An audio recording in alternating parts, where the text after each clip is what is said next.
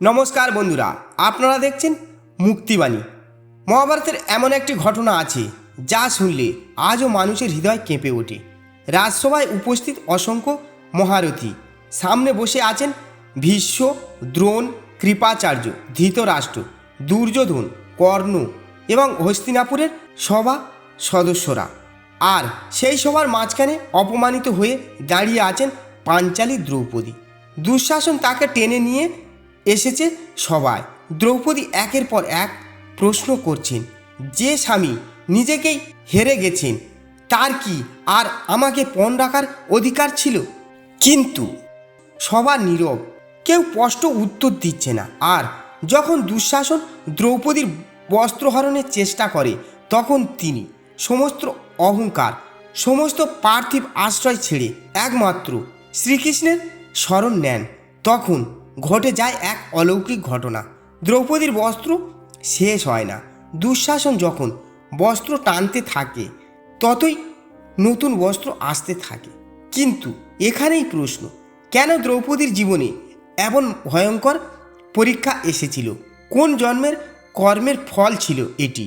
দ্রৌপদী কি সত্যি পূর্বজন্মে এমন কোনো কাজ করেছিলেন যার কারণে তাকে এই অপমান সহ্য করতে হয়েছিল, নাকি কর্মফলের রহস্য সম্পূর্ণ অন্যরকম? আর শ্রীকৃষ্ণ বা দ্রৌপদীকে কর্ম সম্পর্কে কী শিক্ষা দিয়েছিলেন? আজকের ভিডিওতে আমরা সেই রহস্য নিয়েই আলোচনা করব। তবে শুরুতেই একটি কথা, দ্রৌপদীর বস্ত্রহরণের কারণ হিসেবে যে পূর্বজন্মের কাহিনী প্রচলিত রয়েছে, সেটি মহাভারতের মূল সংরক্ষণে সরাসরি বর্ণিত নয়। এটি বিভিন্ন লোককথা, আঞ্চলিক কাহিনী ও পরবর্তী আধ্যাত্মিক ব্যাখ্যায় পাওয়া যায়। তাই আজকের গল্পটিকে আমরা সেই লোক প্রচলিত কর্মতত্ত্বের আলোকে বুঝব। প্রথম পর্ব, দ্রৌপদী আসলে কে ছিলেন? দ্রৌপদী ছিলেন পাঞ্চাল রাজ ধ্রুপদের কন্যা। তার জন্ম ছিল অসাধারণ। রাজা ধ্রুপদ এমন এক যজ্ঞ করেছিলেন যার অগ্নিকুণ্ড থেকে জন্ম নেন ধৃষ্টদ্যুম্ন এবং দ্রৌপদী। তাই দ্রৌপদীকে বলা হয় যজ্ঞসেনী। তিনি ছিলেন অত্যন্ত বুদ্ধিমতী, সাহসী, আত্মসম্মান সম্পন্ন এবং দৃঢ় চেতা নারী। স্বয়ম্বর সভায় অর্জুন তাকে জয় করেন। পরবর্তীকালে পরিস্থিতির কারণে তিনি 5 পাণ্ডবের স্ত্রী হন। কিন্তু দ্রৌপদীর জীবন কখনোই অসাধারণ ছিল না। রাজপ্রাসাদ পেয়েছেন, আবার বনবাসও পেয়েছেন, সম্মান পেয়েছেন, আবার অসম্মানও সহ্য করেছেন। অবশেষে কুরুসভায় তাকে যে অপমান সহ্য করতে হয়েছিল, সেটি মহাভারতের সবচেয়ে হৃদয় বিদারক ঘটনাগুলোর একটি। দ্বিতীয় পর্ব, সেই ভয়াবহ রাজসভা। দ্রুত ক্রীড়ায় যুধিষ্ঠির একে একে তার সম্পদ, রাজ্য, ভাই এবং শেষ পর্যন্ত দ্রৌপদীকেও পণ রাখেন। দুর্যোধনের নির্দেশে দুঃশাসন দ্রৌপদীকে সভায় নিয়ে আসে। দ্রৌপদী তখন প্রশ্ন করেন, আমি কি পণ হতে পারি? তিনি জানতে চান, যুধিষ্ঠির যদি প্রথমেই নিজেকে হারিয়ে থাকেন, তাহলে তারপর আর অন্য কাউকে পণ রাখার অধিকার কিভাবে থাকে? এই প্রশ্নের উত্তর সবাই কেউ দিতে পারেননি। এখানেই মহাভারত আমাদের একটি গভীর শিক্ষা দেয়। অন্যায় যখন ঘটে, তখন শুধু অন্যায়কারী নয়, নীরব দর্শকরাও ইতিহাসের কাছে প্রশ্নের মুখে পড়ে। দ্রৌপদী একা ছিলেন, কিন্তু তিনি ভেঙে পড়েননি। তিনি সবার প্রবীণদের প্রশ্ন করেন। ভীষ্ম ও দ্বিধায় পড়ে যান, দ্রোণ নীরব, ধৃতরাষ্ট্র নীরব। অন্যদিকে দুর্যোধন ও দুঃশাসনের অহংকার ক্রমশ বাড়তে থাকে। তারপর দুঃশাসন দ্রৌপদীর বস্ত্রহরণের চেষ্টা করে। তৃতীয় পর্ব, যখন মানুষের সব আশ্রয় শেষ হয়ে যায়। দ্রৌপদী প্রথমে নিজের শক্তিকে, নিজের বুদ্ধিতে, সবার প্রবীণদের ন্যায়ের ওপর ভরসা করেছিলেন। কিন্তু এক সময় তিনি বুঝলেন এই পৃথিবীর কোনো শক্তি তাকে রক্ষা করছে না। তখন তিনি ঈশ্বরকে স্মরণ করলেন। এখানে একটি গভীর আধ্যাত্মিক শিক্ষা রয়েছে। যতক্ষণ মানুষ ভাবে আমি নিজের সব কিছু করতে পারবো, ততক্ষণ তার ভেতরে অহংকার একটি অংশ থাকে। কিন্তু যখন মানুষ সমস্ত অহংকার ছেড়ে ঈশ্বরের স্মরণ নেয় তখন তার চেতনার মধ্যে একটি সম্পূর্ণ পরিবর্তন আসে। দ্রৌপদীর সেই সম্পূর্ণ আত্মসমর্পণের মুহূর্তকে ভক্তির জগতে বলা হয় শরণাগতি। আর সেই শরণাগতির সঙ্গে জড়িয়ে আছে শ্রীকৃষ্ণের অলৌকিক রক্ষা। দুঃশাসন যতই বস্ত্র টানতে থাকে ততই বস্ত্র বাড়তে থাকে।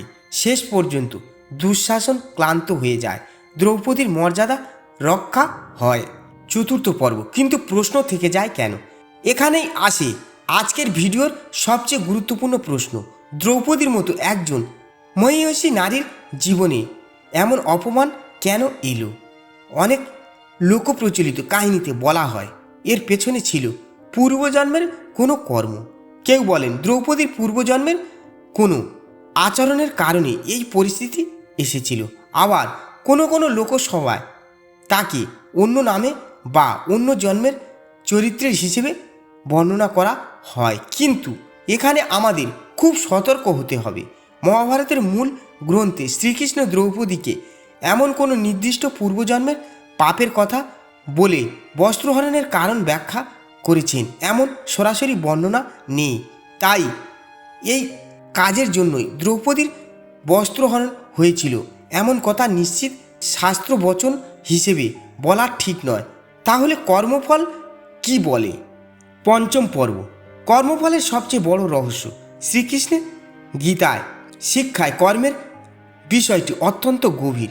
গীতায় বলা হয়েছে কর্মান্যে ব্রাধিকারান্তে মা ফলেষু কদাচন, অর্থাৎ মানুষের অধিকার কর্মে কিন্তু কর্মের ফলের উপর নয়। কিন্তু এর অর্থ এই নয় যে যে বিপদে পড়েছে সে নিশ্চয়ই পূর্বজন্মে পাপ করেছে। এটি কর্মতত্ত্বকে অতিরিক্ত সরল করে ফেলা, কারণ জীবনের প্রতিটি ঘটনা শুধু পূর্বজন্মের কোনো একটি কাজের ফল এভাবে ব্যাখ্যা করা যায় না।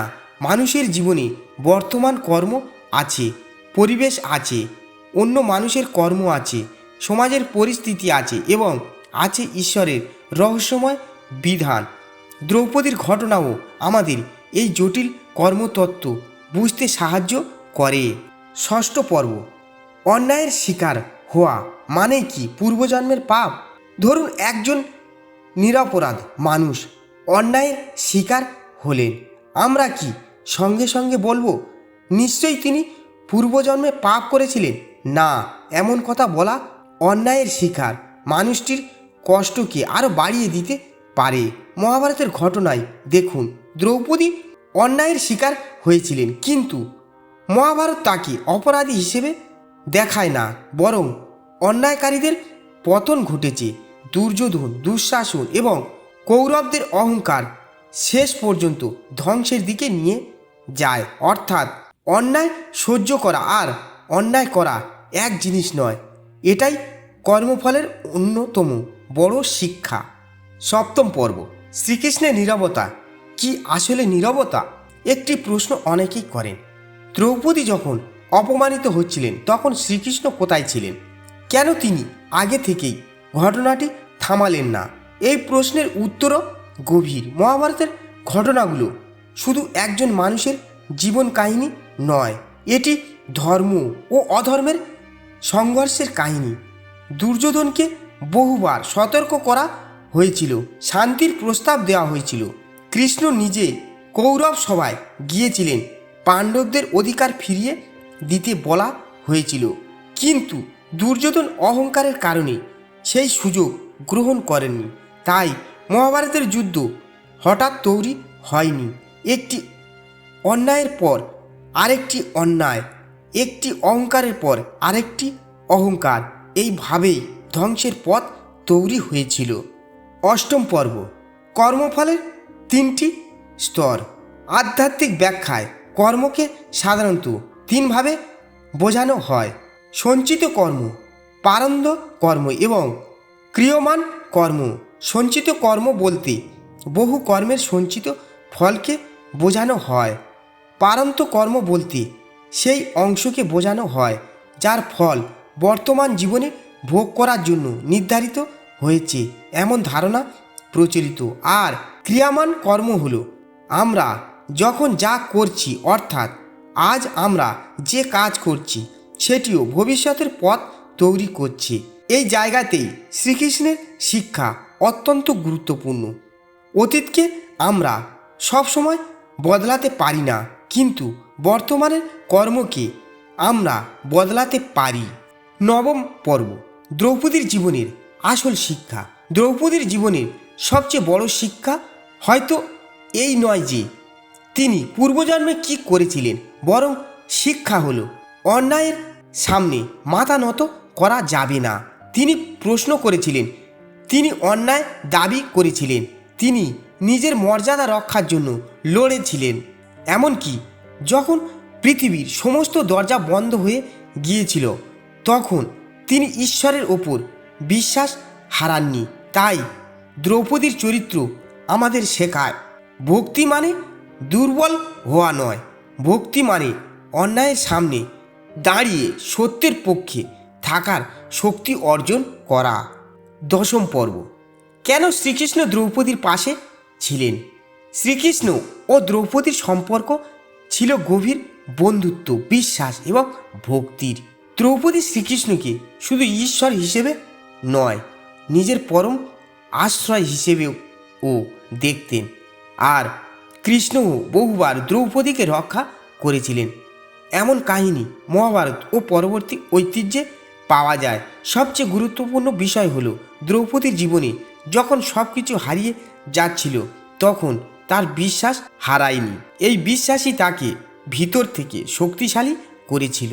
একাদশ পর্ব, কর্মের বিচার আমরা কেন বুঝতে পারি না? একটি ছোট্ট উদাহরণ দিয়ে বোঝানো যাক।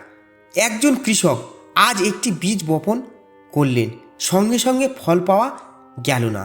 কয়েকদিন পরে চারা বের হলো, তারপর গাছ হলো, তারপর ফুল, তারপর ফল। কর্ম অনেকটা এমন। কিছু কর্মের ফল দ্রুত আসে, কিছু কর্মের ফল দেরিতে আসে। আবার অনেক সময় আমরা বুঝতে পারি না কোন ফল কোন কর্মের সঙ্গে যুক্ত।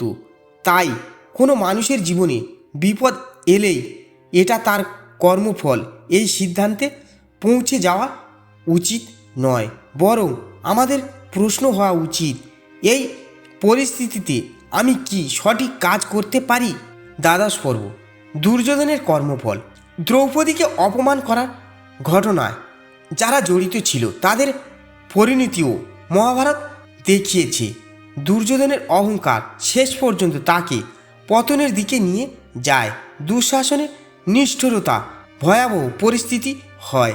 কর্ণও নিজের জীবনের জটিল কর্ম, প্রতিশ্রুতি এবং বন্ধুত্বের দ্বন্দ্বের মধ্যে পড়ে যান।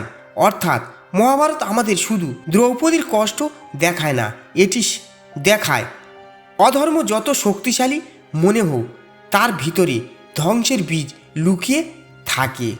ত্রয়োদশ পর্ব, আজকের জীবনে এই শিক্ষা কিভাবে প্রয়োজন। আজ হয়তো আমাদের সামনে কুরুসভা নেই, দুঃশাসন নেই, কিন্তু অন্যায়ের রূপ বদলে গেছে।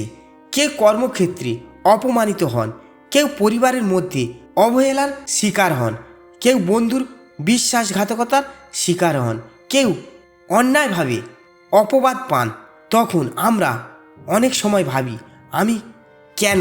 দ্রৌপদীর জীবন আমাদের বলে, প্রথমে নিজের মর্যাদা রক্ষা করুন, সত্যের পাশে থাকুন, অন্যায়ের বিরুদ্ধে কথা বলুন এবং যখন সব পথ বন্ধ মনে হয় তখন ঈশ্বরের উপর বিশ্বাস রাখুন। চতুর্দশ পর্ব, কর্মফলের সবচেয়ে বড় রহস্য কি?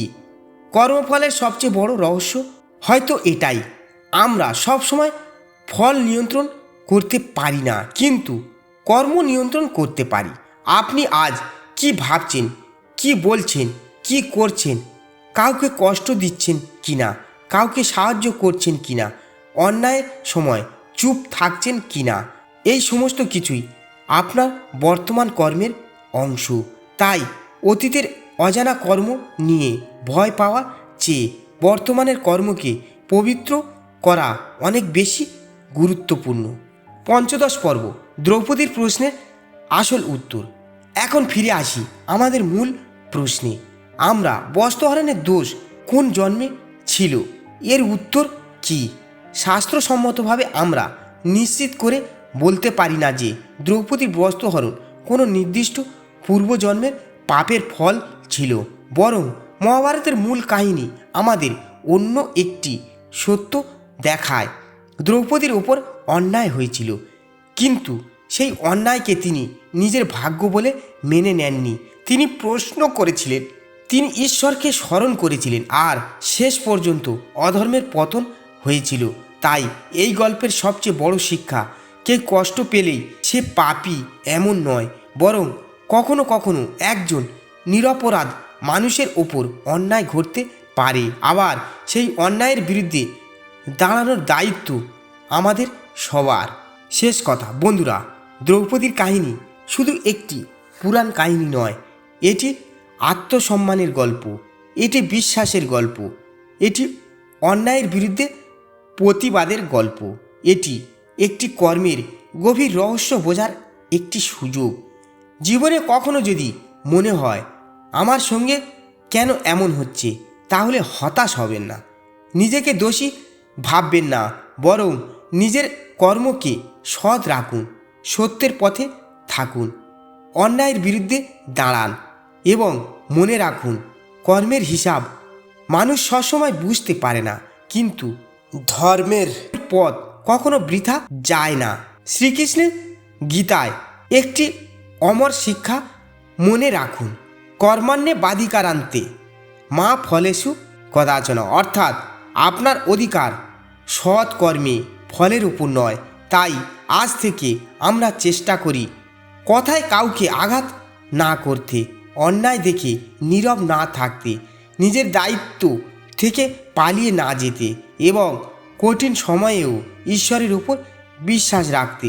হয়তো জীবনের সব প্রশ্নের উত্তর আমরা আজ পাবো না, কিন্তু সঠিক কর্ম করতে করতে একদিন বুঝতে পারবো, কর্মফলের সবচেয়ে বড় রহস্য ফল নয়, বরং সেই কর্মের মাধ্যমে আমাদের চরিত্রের পরিবর্তন।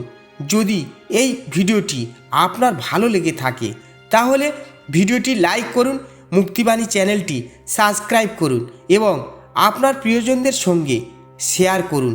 কমেন্টে লিখুন জয় শ্রীকৃষ্ণ। আবার দেখা হবে নতুন কোনো পৌরাণিক কাহিনী, শাস্ত্রের শিক্ষা এবং আধ্যাত্মিক রহস্য নিয়ে। ততক্ষণ পর্যন্ত ভালো থাকুন, সুস্থ থাকুন। হরে কৃষ্ণ। জয় শ্রীকৃষ্ণ। জয় পাঞ্চালী মুক্তিবাণী।